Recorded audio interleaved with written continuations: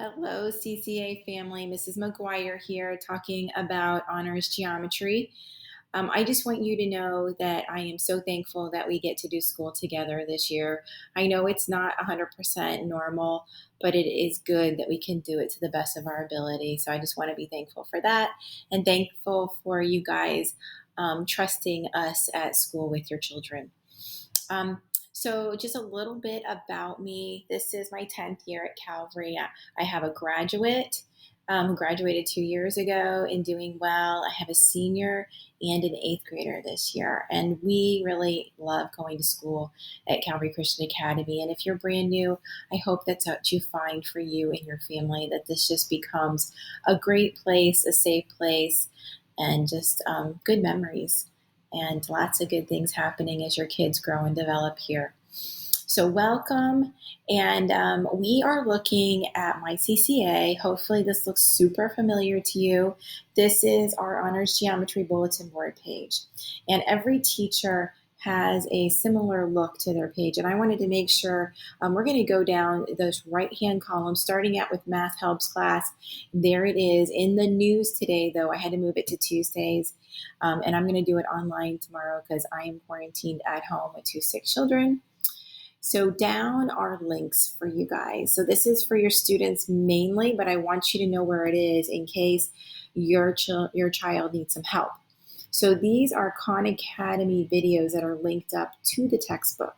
So when you press on here, you'll get this PDF and you can see section by section videos and practice for your child that goes along with the sections that we're doing in the textbook. So an awesome resource there.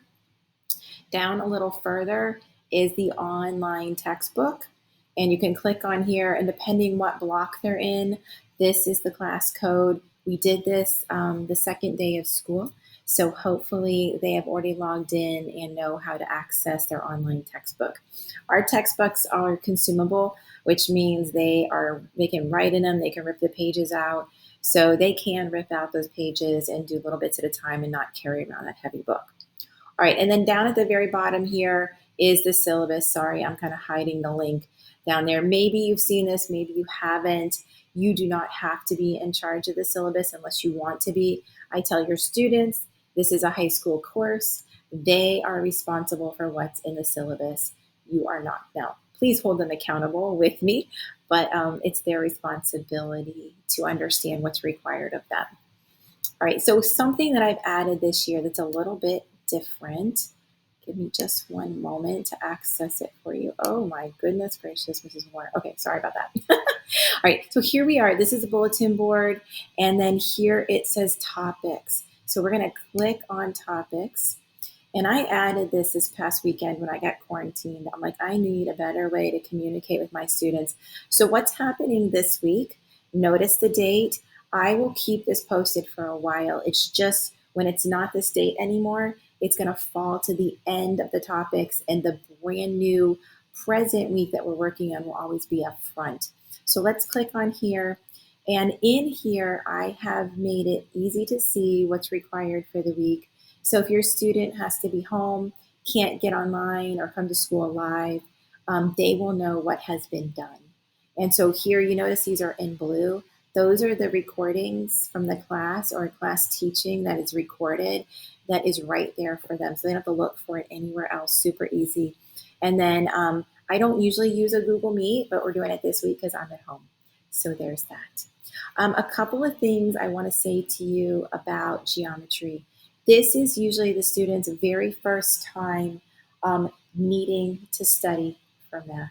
And I say that because many students are caught off guard by this. Most of them have not had to study for math before, and now they're going to need to for sure. So if you find that your student is slipping on tests and quizzes, they might understand the material as they're doing it daily, but putting it all together is quite a different story. So they need to start studying, especially if they never have. And if they're not sure, they can ask me and I can give them some tips on how to do that. I give it out anyway without them asking me. The other thing that I would love for you guys to know and understand is that in order for me to recommend your child for honors algebra 2, they need to maintain a B average in geometry honors. And so that's not an 80.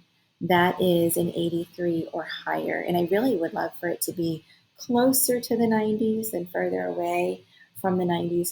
The low 80s is not great. We're looking for success and building up our great math curriculum as it builds to get to pre-calculus and then calculus. That is the track that they are on when they're in honors geometry. Okay, last thing I'm going to mention, and then I'll be done, is that if you need to email me, what I would love to see happen if your child is well and able, that they will send an email and that they will attach you or CC you onto that email so that they can get used to communicating and advocating for themselves as they get more independent and striving for, graduating and being ready for college. So if you need to say something that you don't want them to hear, please email me. But otherwise, let's let those kids be responsible. All right. God bless you. Hope you have an amazing year. Look forward to working with you all. Take care. Bye bye.